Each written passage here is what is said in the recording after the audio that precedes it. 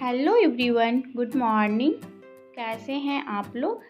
मैं ठीक हूँ और मेरा नाम खुशबू है और मैं अभी बीपीएससी जो टीचर वैकेंसी आने वाला है बहुत जल्द अक्टूबर में 2.0 उसकी मैं प्रिपरेशन कर रही हूँ और मैं अपनी जर्नी आप लोग के साथ शेयर करूँगी कि कैसे मैं क्या करती हूँ। और आज मैं सुबह सुबह किचन में ही आ गई हूँ और मैं बेटी के लिए अपनी नाश्ता बना रही हूँ, पूरी और पनीर की सब्जी।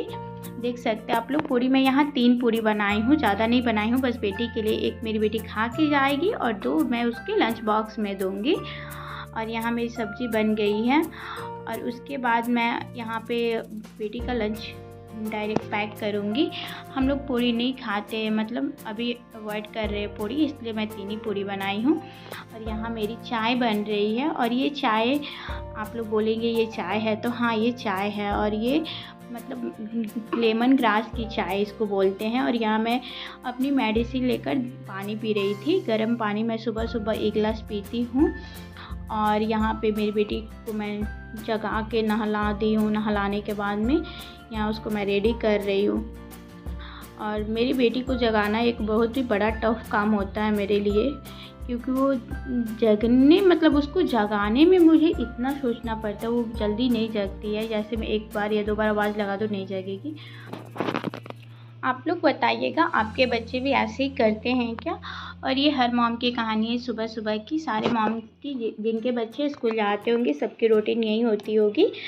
और मैं यहाँ पे इनका कंघी करने के बाद इनको नाश्ता दूँगी या नाश्ता करने के बाद अभी थोड़ा सा टाइम बचता है, मतलब अभी मैं मतलब मेरी बेटी 8:05 में जाती है नीचे, 8:10 तक इसकी बस आ जाती है, 8:10 या 12 बस आती है। तो यहाँ मैं उसको नाश्ता लेने गई थी, तो नाश्ता लाकर मैं यहाँ दे दूँगी और वो अपना नाश्ता फिनिश करेगी, तब तक मैं उसका लंच बैग सब रेडी करूँगी। और यहाँ मेरा बेटा सोया हुआ है, अगर वो जग जाता सुबह सुबह तो बहुत ज़्यादा परेशानी होती है। वो मुझे कोई काम नहीं करने देता है, बस बोलेगा गोदी गोदी गोदी मम्मा गोदी, आगे पीछे घूमते रहेगा और रोएगा। ऐसे देखने में अच्छा नहीं लगता है कि बेटा रो रहा है और मैं काम कर रही हूँ, लेकिन काम करना ज़रूरी होता है क्योंकि इसको भी स्कूल जाना होता है। अगर स्कूल टाइम पे नहीं जाए, बस छूट जाए तो भी गलत बात है। तो अब मैं यही सोचती हूँ कि वो सुबह सुबह 8 बजे तक सोया रहे, और किसी के दिन सोया रहता है, नहीं तो जग ही जाता है। हार्डली वो 7 बजे जग जाता है, वो सुबह सुबह जग जाता है, उसको जगाना कोई नहीं जगाता है। मैं सोचती हूँ सोया रहे और वो सुबह ही जग जाएगा। और यहाँ पे मैं बस बेटी के लिए लंच पैक कर रही हूँ, सब्ज़ी हल्का ठंडा हो जाने के बाद ही मैं पैक करती हूँ। और यहाँ पे मैं एक बनाना उसके टिफ़िन में रख रही हूँ, लेकिन वो खा के नहीं आई थी बनाना, क्योंकि ये बनाना छोटा वाला जो बनाना होता है वो बनाना था, उसको पसंद नहीं आया। ये थोड़ा सा हल्का खट्टा लग रहा था ऐसे टाइप में। यहाँ पे इसके अप्रैन और मैट भी ये स्कूल से मिले हुए, अप्रैन और मैट दोनों बच्चे जब खाना खाते हैं, लंच करते हैं तो उस टाइम पहन कर और एक को बिछा कर खाते हैं। और यहाँ पे सारे पे नाम लिखा जाता है कि भूल जाए तो मिल जाए।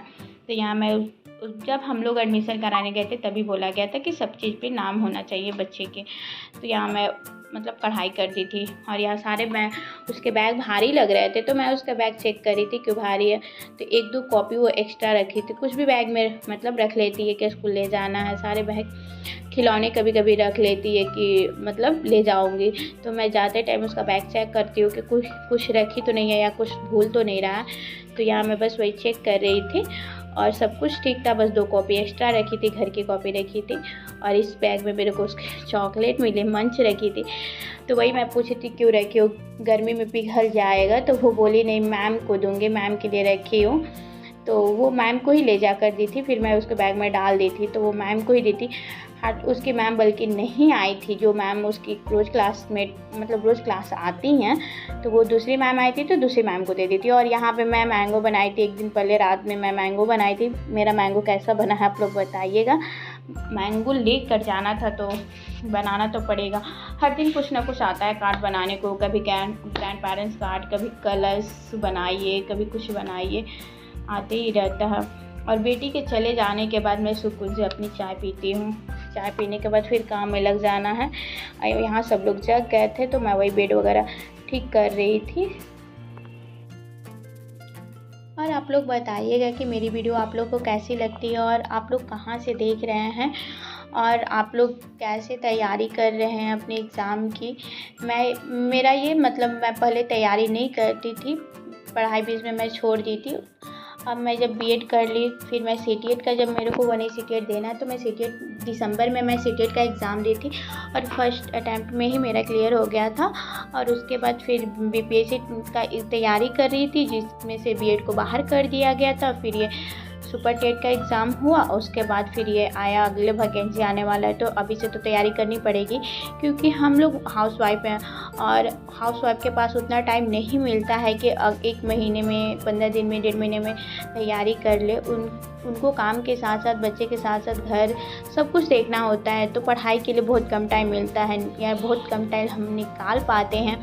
तो इसलिए हम लोग को अभी से तैयारी करने के लिए लगना पड़ेगा फिर से, क्योंकि अभी पता है जो 1 से 5 वाला एक पेपर लिया था, कितना हार्ड पेपर आया था उसमें, तो बहुत मतलब क्या बताऊँ, सब लोग उससे नाराज़ थे, सब लोग को लग रहा था, यहाँ तक कि टीचर लोग भी बहुत ज़्यादा बोले थे बहुत ज़्यादा हार्ड आया, ऐसा नहीं देना चाहिए था 1 से 5 में।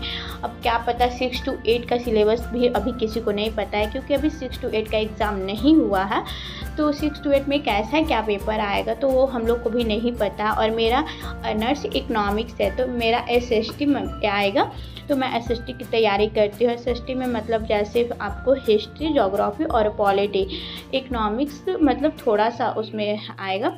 तो बस मैं वही, अभी मैं अपना नहाने के बाद, और यहाँ मेरा बेटा सो गया है, उसको सुलाने के बाद मैं पढ़ने आती हूँ। यहाँ 12 बज गए हैं और मैं यहाँ टाइमर को ऑन करके पढ़ती हूँ। मैं टाइमर लगा देती हूँ कि कितना घंटे मैं पढ़ रही हूँ। ऐसे मेरा टारगेट रहता है आज का 4 घंटा 6 घंटा, तो वो टाइमर से पता चलता है कि हम कितना घंटा पढ़े हैं। तो यहाँ मैं बस वही, मैं 4 क्लास मतलब 4 चैप्टर तक कल पढ़ी हुई थी और मैं 5 चैप्टर से आज ज्योग्राफी स्टार्ट की हूँ। और मैं यहाँ NCERT सार संग्रह का बुक मेरे पास था, तो मैं उसी से पढ़ रही हूँ। और इसमें कक्षा 6, 7, 8 3 क्लास दिए हुए हैं इसमें, और 9, 10 के लिए मैं बाद में बुक देखूंगी। पहले मैं इसको कंप्लीट कर लूँगी, उसके बाद मैं दूसरा बुक लूँगी।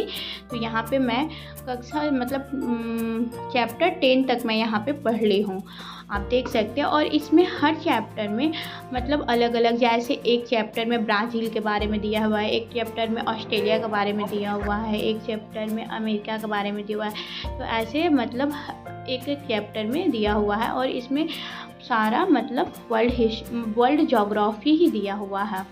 तो आप भी बताइएगा मुझे मैं आगे कौन सा बुक लूँ और कैसे पढ़ाई करूँ। और फिर मैं यहाँ मिशन 50 का एक वीडियो था, तो मैं वो देख रही थी। मैं मिशन 50 से मैं शुरू से देखती हूँ, मैं जब बीपीएससी तैयारी करती थी उससे भी मैं,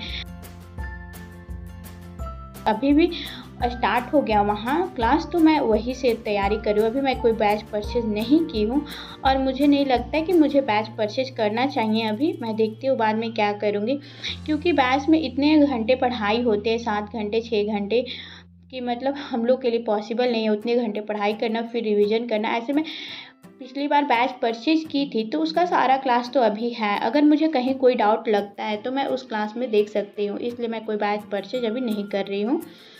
और यहाँ पे मेरा बेटा जग गया था, बज गए हैं 2:30, तो मैं बेटी को अपने लाने जा रही हूँ, और हम और बाबू दोनों लोग बेटी को लाने जा रहे हैं।